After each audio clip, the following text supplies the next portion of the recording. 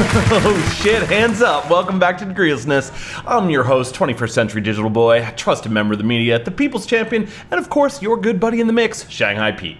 Yes, I know we've barely finished tearing apart the sad idiots in charge of Anthem, but now it's time to burn down the world's most pathetic industry puppet, someone who has actually branded himself intentionally as a corporatist shill. Who would ever do something like that, you ask? And why? Well, the who, of course, is Dorito Pope Geoff Keighley, and the why is money, obviously. Why have integrity when you can have millions of dollars from the AAA games industry, am I right, boys? After all, this fucking guy doesn't give a shit about video games, so why not help contribute to the downfall of the entire industry by shamelessly filling your Dorito-stained pockets with blood money from huge publishers? Oh. In recent times, this soulless effigy for the greed of the video games industry decided to set fire to what remained of his self-respect by starting the Game Awards. We're here, baby, this is it. The only competition to the self-aggrandizing days-long advertisement circus that the industry puts on every year, otherwise known, of course, as E3. And that's where our main story tonight begins. Now, of course, whether or not I'll have enough to say about Geoff Keighley to make this a whole main story, beyond that he's just a washed-up husk of long-dead influence and nobody gives a fuck about what he says or does anymore, I don't know, but we'll see.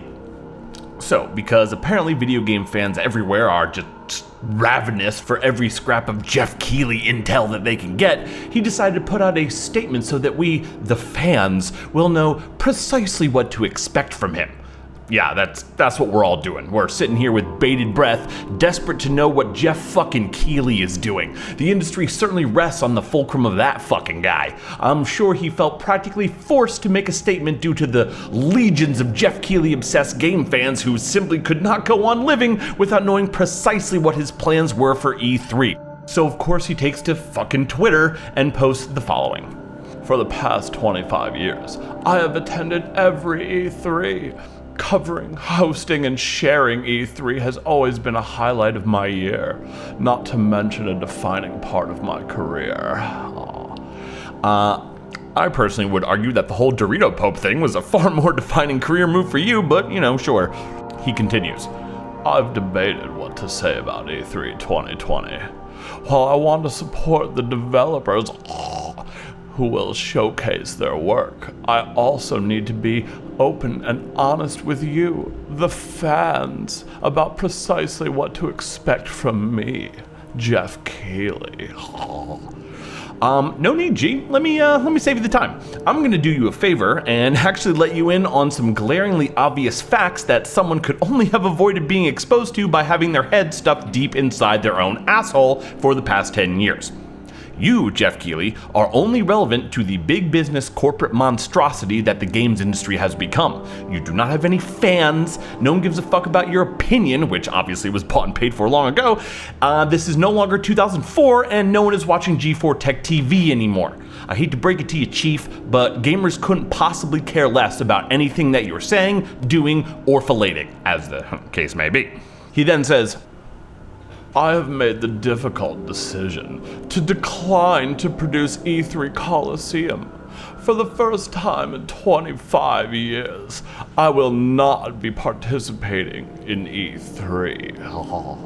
Oh shit, well fuck me sideways, boys. No Geoff Keighley at E3? Well, no reason to have an E3 at all then, am I right? Shut it down, everybody, shut it down. Also, what the fuck is E3 Coliseum? I mean, I know I pay only a cursory attention to E3 every year, but if he's supposedly been doing this for that long, I feel like I should have at least have some idea of what the hell he's talking about.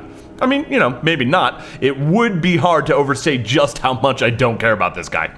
Anyway, he wraps up by saying, I look forward to supporting the industry in other ways and at other events in the future.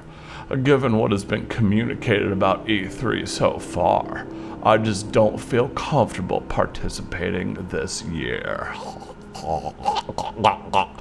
Oh, really? You're gonna keep cashing checks from the industry though, huh? That's just shocking, Geoff. I wonder why you're fine with everything the industry is doing when it's time for your own show, the Game Awards, but are now all of a sudden backing out of E3. Could it possibly be because E3 is a competitor for the Game Awards, perhaps? I think so. And to be honest, we all know it's because E3 is dead as a fucking doornail anyway, and no one gives a shit.